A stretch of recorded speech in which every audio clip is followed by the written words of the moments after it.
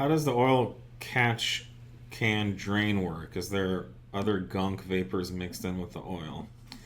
Yeah, so we're a big proponent of drain backs for catch cans, and there isn't any other gunk in there. So what goes into the catch can is what was in your block.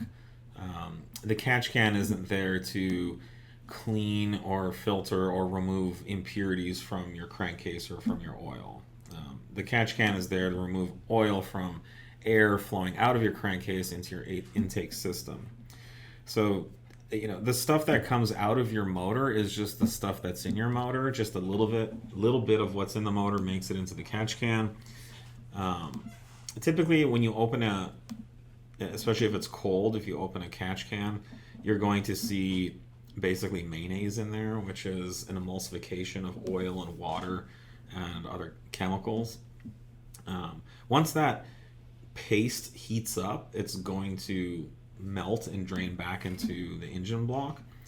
And there is always water inside your engine block and inside your oil that needs to be condensed and burnt off.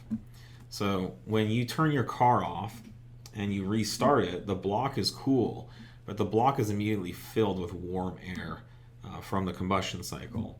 And so immediately you get water condensing all over the inside surfaces of the motor. That water drains down into the oil, and if you run your car up to proper operating temp, if your oil and coolant temps go above the boiling point, then that water in your oil will boil off, evaporate, and leave your motor through your PCV system. This is why it's so detrimental to do lots of short drives in your car. If you just start your car and drive for 5 minutes and turn it off, you're going to get condensation and water filling your crankcase. And that water will never have a chance to evaporate because the oil will never come up to operating temperature. So, long-winded answer to say what's in the catch can go back in the block.